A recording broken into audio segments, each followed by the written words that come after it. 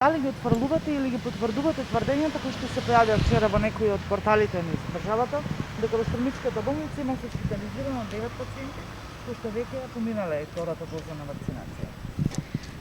Спрема податоците кои што ги имаме, значи вкупно имаме 50 хоспитализирани пациенти, од нив 22 се на инфективно оделение, а другите доаѓаат на дневна болница, како што кажав, за терапија 2 пати во текот на денот со полесна клиничка слика.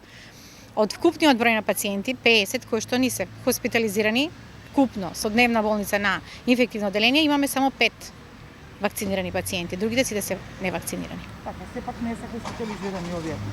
Не. Доаѓаат само на дневна? Доаѓаат на дневна болница, да. Така. Каква е состојба? Еве и апелите од лекарите не престануваат. Паралелно да се вакцинираат граѓаните, но и да внимаваат и да го почитуваат и понатаму мерки кои што уште на почетокот на пандемијата беа пропишани.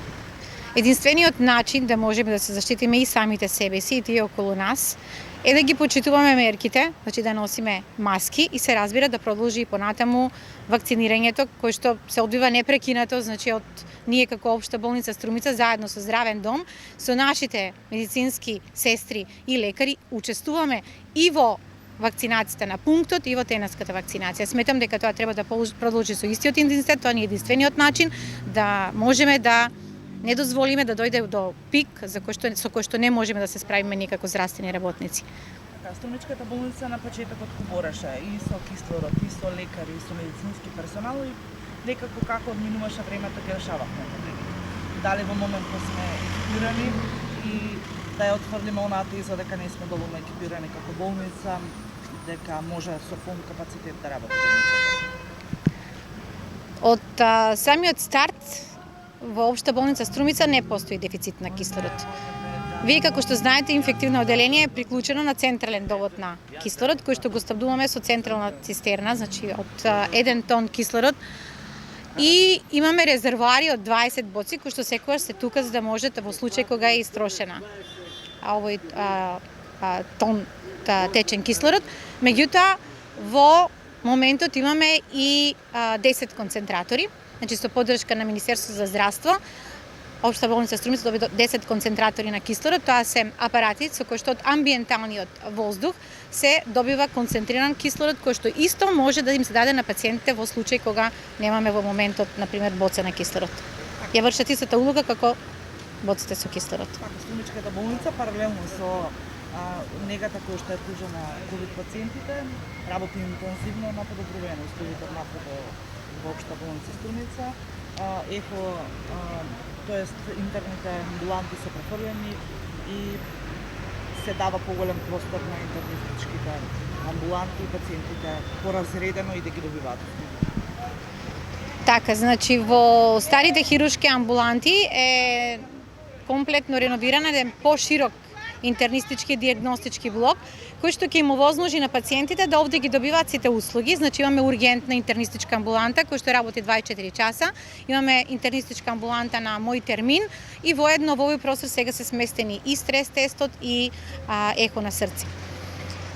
Остануваат само дел од интернистички амбуланти, тоа се диабетолошката амбуланта, како што кажав и претходниот пат, и пулмолошката амбуланта со спирометрија, кои се сместени во просториите на старата диализа.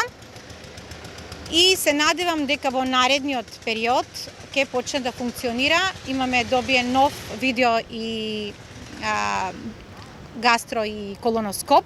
Од септември би требало да заедно со наши лекари специјалисти од клиника, нашите лекари специјалисти во Струмичката болница започнат да ја работат и оваа метода за да не би патувале пациентите во Скопје или во Штип. Тоа е значи гастроскопијата со колоноскопијата, меѓутоа е во теке и сервисирањето на ангиографот, кој што е некаде околу 180.000 евра со поддршка на Министерство за здравство. Така да очекуваме исто со поддршка на лекари наши специјалисти кардиолози од клинички центар, со нашите кардиолози кои што ги имаме тука 4 веќе специјалисти кардиологија, да заедно работат на ова се разбира терапевтска инвазивна диагностичка метода. Верувам дека имате уште многу за преадаптирање на просториите, имате големи планови, се надевам дека истите ќе бидат реализирани во догледно време. Да, ја се надевам, значи сега во просторот кој што претходно беа интернистички и диагностички амбуланти за ехо на срце и за стрес тест, се подготвува просторот за магнетната резонанца, треба да стигне некаде на крајот на ноември месец. Ја се надевам дека ќе завршиме со сите подготовки. Се сервисира компјутерот, тоа е еден доста дефект кој што со поддршка на Министерство за здравство исто ќе се санира, некаде околу 130.000 евра, компјутерска цевка која што беше заменета во 2017 година, меѓутоа како резултат на голем број на снимања кои што беа направени, се разбира, вклучително и ковид кризата, кој што ни се случи, јас се надевам дека еве за месец дена ќе почне да функционира и компјутерската томографија.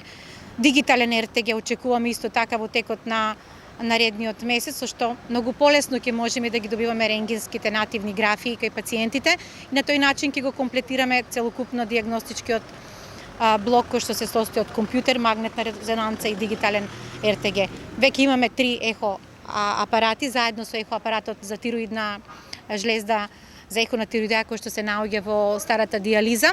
Значи имаме 4 апарати за ехо. Едниот ехо апарат се наоѓа во кардиолошката амбуланта за ехо на срце, а другите 2 се распределени на одделот за радиологија, така да секој дневно имаме термини за ехо абдомен, ехо на дојка и се други диагностички евентуално процедури кои што ни се потребни за одделот за рентген диагностика. Благодарам. Благодарам и на вас.